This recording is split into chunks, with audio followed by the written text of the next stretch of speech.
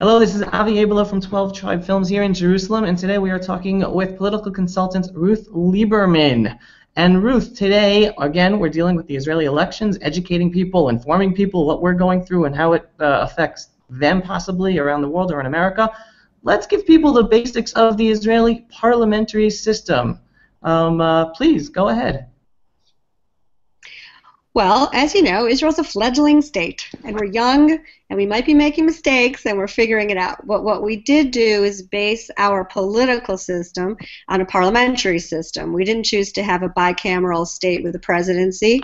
We have a presidency where the president is really a figurehead. He's more like the Queen of England, not royalty, but maybe treated as so, and the president has certain duties in greeting other countries, but not decision making, not the executive. Our executive is really the prime minister, and he heads a parliament that is made up of 120 members. Just a little seg to my historic desires, mentioning that 120 is the number of ancient sages who led the Jewish people back in the times of the Second Temple and even earlier. So we have 120 sages regathered in our renewed land in our state of Israel, and there are 120 members of Knesset. Here, there are 120 parliamentarians being called 120 sages. I think that would go well.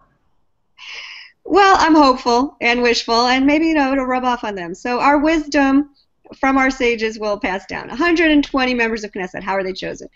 We are probably the only democracy in the Middle East. I would definitely claim that title. Let everyone else fight it out and say that they are, good for them. But really, as the only real democracy in the Middle East, every single one of our Israeli citizens has the right to vote. That includes Arabs and Jews and Christians and Jewish people.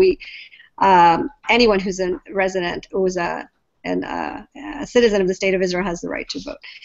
We have many parties. The number changes all the time. You have to get, it's a new minimum of 4 seats out of those 120. When you go to the elections, you have to get that equivalent of number of votes, so that we're not going to have teeny splinter parties. We're going to have parties that have at least 4 members of Knesset in each party.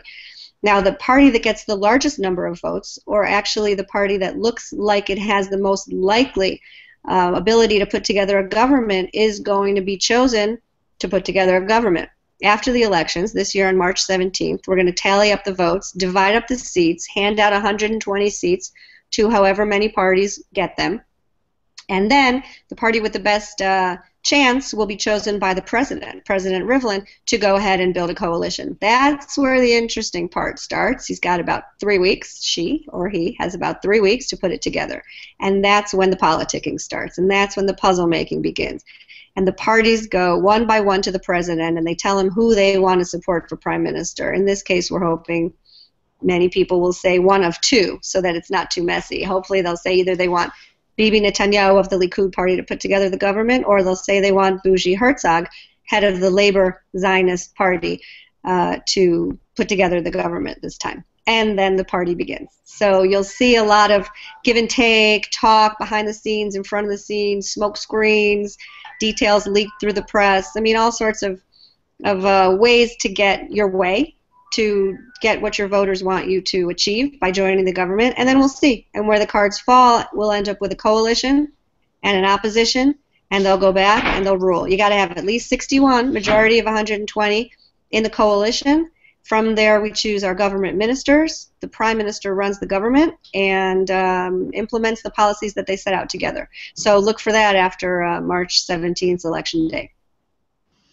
Thank you so much for that introduction to the Israeli Knesset. I love the historical reference, and it's just another one of these historical references that show us and show the world just our connection to this land from time immemorial that the certain narrative out there is trying to erase. So thank you for raising that, and we look forward to getting more insight for you as the elections approach. So thank you very much, Ruth Lieberman. Thanks so much to you.